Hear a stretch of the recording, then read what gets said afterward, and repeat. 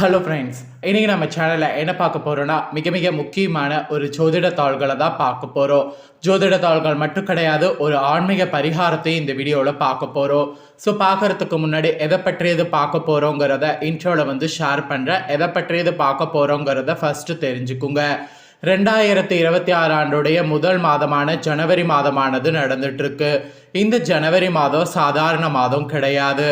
கிரகங்களிடையே மிக முக்கியமான மாதமாகவும் ஆன்மீக ரீதியாக மிக முக்கியமான மாதமாகவும் கருதப்படுது. இந்த மாதத்தில் ஒரு முக்கியமான நாள் தற்போது வர இருக்கு. அது என்னைக்குன்னா ஜனவரியுடைய 18ஆம் நாள். அன்னைக்கு தமிழ் மாதம் தையுடைய 4ஆம் நாள், கிழமை ஞாயிற்றுக்கிழமை. இந்த நாள் வரக்கூடியது அமாவாசை. இந்த அமாவாசை தை அமாவாசை.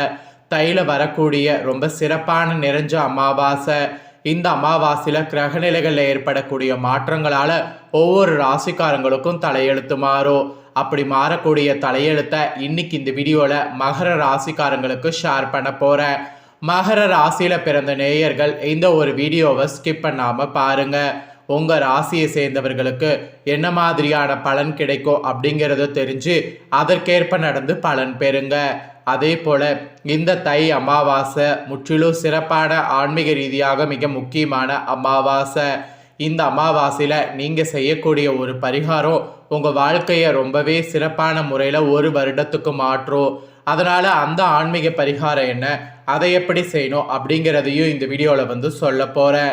ஸோ இந்த வீடியோ ரொம்ப ரொம்ப ரொம்ப யூஸ்ஃபுல்லாக ரொம்பவே இன்ட்ரெஸ்டாக இருக்கும். ஸோ வீடியோ பார்க்கக்கூடியவங்க வீடியோவை ஸ்கிப் பண்ணாமல் பாருங்கள்.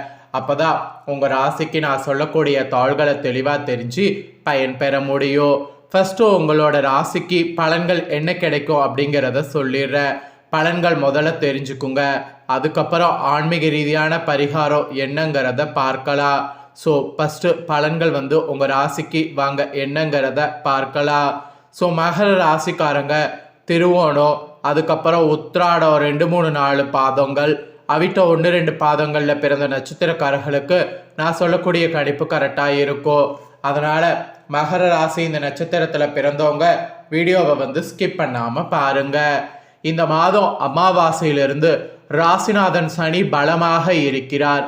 பல வகையில் இதனால் எதிர்பார்த்த உதவிகள் இனி உங்களுக்கு கிடைக்கும். மெயினாக நீண்ட நாட்களாக இருந்து வந்த வேதனையும் சோதனையும் இந்த டைம் மாறும். உடல் ரீதியாக ஆரோக்கியமானது உங்களுக்கு வலுப்பெறும். வாகனங்களில் செல்லும் போது கவனமாக இருக்கணும். அரசாங்க காரியங்களில் இருந்த தடையானது நீங்கும். புத்தி சாதுரியம் அதிகரிக்கும். ஸோ புத்தி சாதுரியம் அதிகரிக்கிறது, அரசாங்க காரியங்களிலிருந்து தடை நீங்கிறது, இந்த மாதிரி நிறைய அதிசயங்கள் இந்த அமாவாசைக்கு பிறகு நடக்கும். அப்புறம் தொழில் வியாபாரத்தில் இருக்கக்கூடிய உங்கள் ராசிக்காரங்களுக்கு உயர்வுகள் உண்டாகும். பணியாளர்கள் மூலம் காரிய வகையில் உங்களுக்கு அனுகூலமானது ஏற்படும். அனுபவபூர்வமான அறிவானது கை கொடுக்கும். அதே சமயம் உத்தியோகத்தில் இருப்பவங்க எளிதாக பணிகளை செய்து முடிப்பீங்க. செயல்திறன் உங்களுக்கு அதிகரிக்கும். உங்களுக்கான வேலைகளை சரியான நேரத்தில் செய்து முடித்தீங்கன்னா பாராட்டுக்கள் உங்கள் உத்தியோகத்தில் பெற முடியும். அப்புறம் குடும்பத்தில் இருப்பவர்கள் ஏதாவது குறை சொல்லிபடியே இருப்பார்கள். வீட்டுக்கு தேவையான பொருட்கள் வாங்கி சேர்வதற்கு முயற்சி பண்ணிங்கன்னா சேரும். கணவன் மனைவி ஒருவரை ஒருவர் புரிந்து கொண்டு செயல்படுவது நன்மை தரும். பிள்ளைகள் வகையில் எதிர்காலம் குறித்து தேவையான படிகளை கவனிக்கணும். பெண்களுக்கு கூட புத்தி சாதுரியம் அதிகரிக்கும். பயணங்கள் போது கவனமாக இருக்கணும். வேலைக்கு செல்லக்கூடிய பெண்கள் உங்கள் பொருட்களை பத்திரமாக வைத்திருப்பது நல்லது. குறிப்பாக கலைத்துறையில் இருக்கிறவங்களுக்கு திடீர் கோபங்கள் உண்டாகலாம். நிதானமாக இருப்பது நல்லது. புத்தி சாதுரித்தால் எதையுமே சமாளிக்க முடியும். அதனால் அதை ட்ரை பண்ணுங்க. அப்புறம் எந்த ஒரு விஷயத்தையுமே தள்ளி போடாமல் உடனே முடிவு காண்பது நல்லது. தெளிவான சிந்தனையானது தோன்றும். எந்த காரியத்தையும் செய்யறதுக்கு முன்னாடி ஆலோசனை செய்து அதில் ஈடுபட்டிங்கன்னா வெற்றி காண முடியும். அதுக்கப்புறமா அரசியல் துறையில் இருக்கிறவங்களுக்கு சாமர்த்தியமான உங்களுடைய செயல் கண்டு மற்றவர்கள் ஆச்சரியப்படுவார்கள். முக்கிய நபர்கள் அந்தஸ்தில் உயர்ந்தவர்கள் நட்பு கிடைக்கும். அதனால் கௌரவமானது அதிகரிக்கும். புதிய தொடர்புகள் மகிழ்ச்சி தரும்.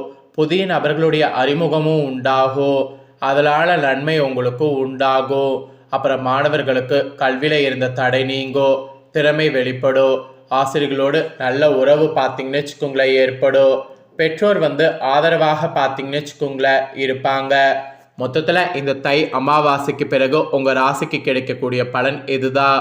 உங்கள் ராசிக்கு இனி அதிர்ஷ்ட நாட்கள் பார்த்தீங்கன்னு வச்சுக்கோங்களேன், வளர்பிறையில் ஞாயிறு செவ்வாய், அதே போல் சந்திராஷ்டமம் கரெக்டாக அமாவாசை அன்னைக்கு, அதிர்ஷ்ட தினம் 27 28. உங்களுக்கான முழுமையான பலன்கள் இதுதான் என்பது குறிப்பிடப்பட்டிருக்கு. ஸோ இதற்கேற்ப நடந்து பலன் பெறுங்க.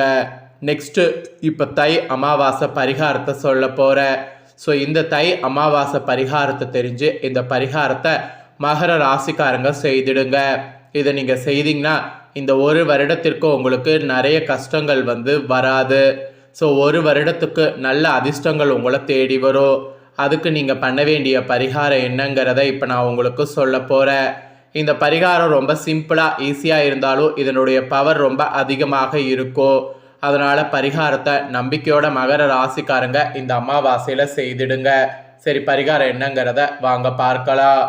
மாதந்தோறும் வரக்கூடிய அமாவாசை திதி ரொம்ப சிறப்பாக இருந்தாலும் இந்த தை அமாவாசை தை பௌர்ணமி நாளுக்கெல்லாம் ஒரு தனி சிறப்பு இருக்குது. இந்த நாளில் நம்ம செய்யக்கூடிய பரிகாரங்கள் நமக்கு பல மடங்கு பலனை தரும். சாதாரண நாளில் பரிகாரத்தை செய்தால் பலன் 3 மாதத்தில் கிடைக்கும் என்றால், இப்படிப்பட்ட விசேஷமான நாட்களில் பரிகாரங்களை செய்யும்போது ஒரே மாதத்தில் பலனை நம்மளால் நிச்சயம் பெற முடியும். அந்த அளவுக்கு சக்தி, பாசிட்டிவ் எனர்ஜி அமாவாசை நாளுக்கும் பௌர்ணமி நாளுக்கும் இருக்குது. அந்த வகையில் தை மாதத்தின் அமாவாசை திதியானது ஜனவரி மாதம் 18ஆம் தேதி ஞாயிற்றுக்கிழமை அன்னைக்கு வருகிறது. இந்த தினம் இப்போ நான் சொல்லக்கூடிய இந்த பரிகாரத்தை செய்தால் நிச்சயம் பணம் உங்கள் வீடு தேடி தானாக வரும். அந்த பரிகாரத்தை எப்படி செய்வது அப்படிங்கிறத தான் பார்க்க போகிறோம். பரிகாரத்தை செய்துவிட்டால் கூரையை பிச்சு கொண்டு பணம் கொட்டும், நீங்கள் சும்மாவே இருக்கலாம் என்பது அர்த்தம் கிடையாது. பணம் சேர வேண்டும் என்ற ஆசை இருக்குது, தொழில் துவங்க வேண்டும் என்ற ஆசை இருக்குது, எல்லா முயற்சிகளும் மேற்கொள்கிறீங்க.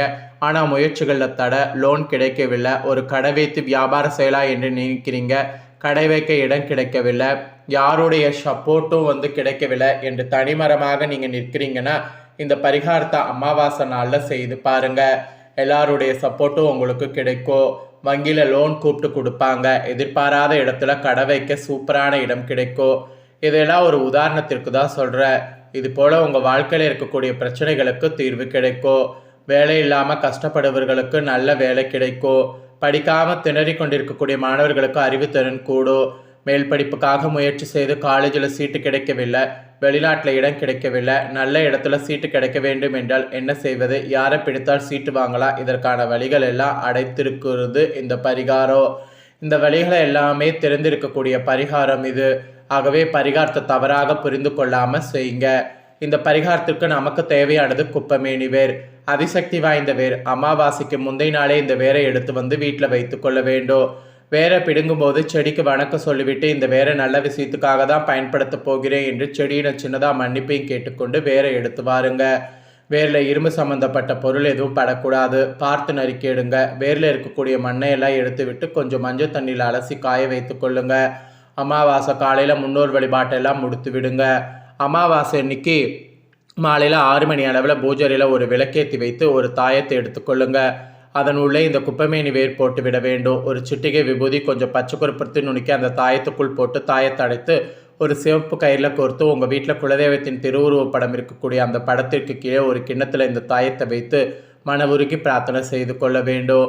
குலதெய்வத்தின் திருவுருவ படம் இல்லை என்றால் இஷ்ட தெய்வத்திற்கு முன்பாக வைத்து குலதெய்வத்தை பிரார்த்தனை செய்து கொண்டு அந்த தாயத்தை கையில் எடுத்து, என் வாழ்க்கையில் இருக்கக்கூடிய தடைகள் அனைத்தும் என்னை விட்டு விலக வேண்டும், என்னுடைய முன்னேற்றம் வானளவு உயர வேண்டும், செல்வ செழிப்பு வானளவு உயர வேண்டும், கடன் 1 ரூபாய் கூட இருக்கக்கூடாது, கடன் வாங்க வேண்டிய சூழ்நிலையை கொடுக்காது, பிறகு உங்களுடைய வாழ்க்கைக்கு என்னவெல்லாம் தேவையோ அதையெல்லாம் வேண்டி இந்த தாயத்தை கழுத்தில் கட்டி கொள்ளுங்க, அல்லது கை புஜங்களில் கட்டி கொள்ளுங்க, இடுப்பில் கட்ட வேண்டாம்.